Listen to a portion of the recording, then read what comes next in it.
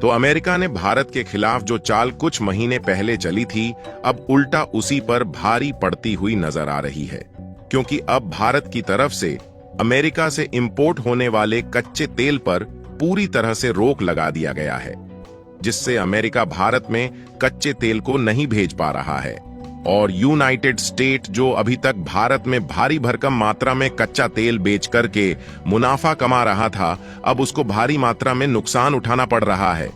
जहां पिछले कुछ महीने पहले अमेरिका और सऊदी अरब जैसे देश मिलकर कच्चे तेल की कीमतों को बढ़ाने में लगे हुए थे, उनकी यह कोशिश उल्टा उन्हीं के ऊपर भारी पड़ चुकी है और भारत ने यूनाइटेड स्टेट्स से कच्चे तेल को ना इंपोर्ट करने का फैसला ले लिया है और अब वेनेजुएला के ऊपर लगाया गया सैंक्शन हट चुका है, जिससे वह भारत को सस्ते दामों में कच्चा तेल बेचने के लिए तैयार है। पूरी अपडेट क्या है इस वीडियो में समझते हैं, लेकिन वीडियो में आगे बढ़ने से पहले भारत की तरफ से लिए गए इस शानदार फैसले के लिए वीडियो को एक लाइक करके चैनल को सब्सक्राइब जरूर कीजिएगा। वैसे देखा जाए तो भारत ज्यादातर क्रूड ऑयल ओपेक और ओपेक प्लस कंट्रीज से खरीदता है, जिसमें कतर, यूएई, सऊदी अरब और अमेरिका समेत मिडिल ईस्ट के कुछ देश शामिल हैं।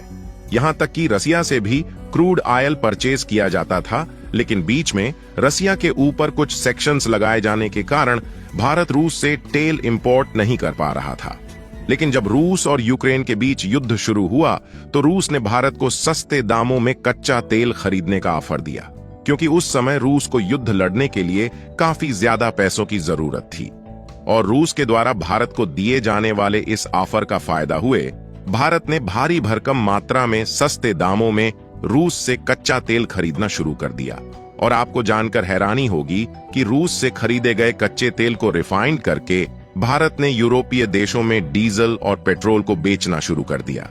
जिसमें भारत को काफी ज्यादा मुनाफा भी हुआ और यूरोपीय मार्केट में पांव जमाने का मौका भी भारत को मिल गया। और आपको बता दें कि पिछले साल 2023 में हमने लगभग 49.6 मिलियन टन कच्चे तेल का आयात किया, जिसमें सबसे ज्यादा क्रूड ऑयल केवल रूस द्वारा खरीदा गया है। और पिछले साल भारत के लिए रूस सबसे बड़ा कच्चा तेल एक्सपोर्टर कंट्री था। और इसी बीच जब भारत रूस से सस्ते दामों में कच्चा तेल इंपोर्ट कर रहा था, तो मिडिल ईस्ट के सभी देशों समेत यूनाइटेड स्टेट, सऊदी अरब और यूएई जैसे देश मिलकर कच्चे तेल की कीमतों को बढ़ाने में लगे हुए थे। और यूनाइटेड स्टेट चाहता था कि भारत जो सस्ते दामों कच्चा तेल इंपोर्ट कर रहा है, उसकी कीमत बढ़ाई जा सके,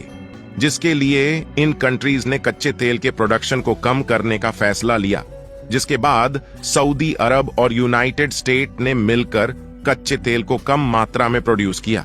लेकिन फिर भी कच्चे तेल की कीमतों को कंट्रोल नहीं कर पाए और कच्चे तेल की कीमतें बढ़ने की बजाय और भी ज्यादा कम हो गई, क्योंकि रूस ऑलरेडी भारत को सस्ते दामों में कच्चा तेल बेच रहा था। और उसके बाद सऊदी अरब और यूएई ने भी अपने कच्चे तेल के प्रोडक्शन को दोबारा से बढ़ाना शुरू कर दिया। यहां तक कि वेनेजुएला और ईरान जैसे देशों के ऊपर से सैंक्शंस हट जाने के कारण यह देश भी दोबारा से कच्चे तेल के मार्केट में उतर रहे हैं। और यह देश पहले भी भारत को सस्ते दामों में क्रूड ऑयल का एक्सपोर्ट करता था, लेकिन अमेरिका के द्वारा प्रतिबंध लगाए जाने के कारण अभी तक यह देश भारत को कच्चा तेल नहीं बेच पा रहा था। और अब देखा जाए तो अमेरिका ने जो चाल चली थी वह उल्टा उसी के ऊपर भारी पड़ चुकी है, क्योंकि यूनाइटेड स्टेट के द्वारा भारत में क्रूड ऑयल के इंपोर्ट को पूरी तरह से बंद कर दिया गया है।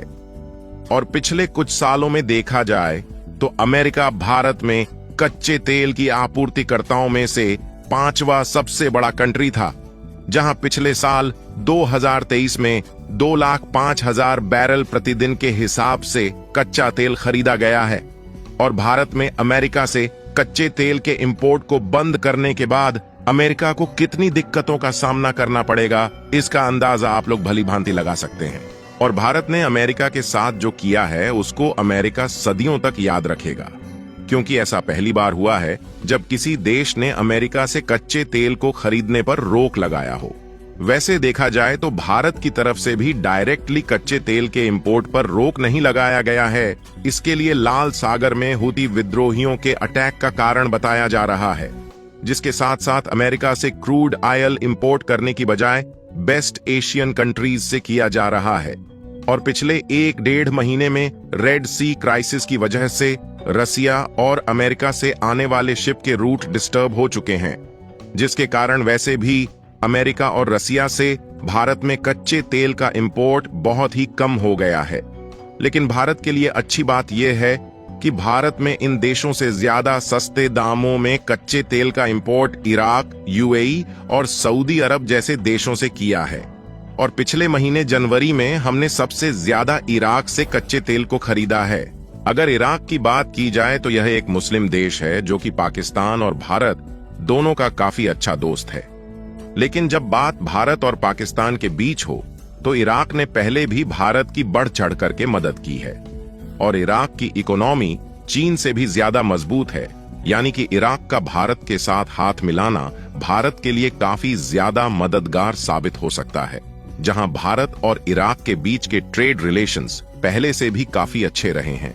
जिसमें पिछले साल 2023 में इराक और भारत के बीच लगभग $37 बिलियन का बायलैटरल ट्रेड किया गया है।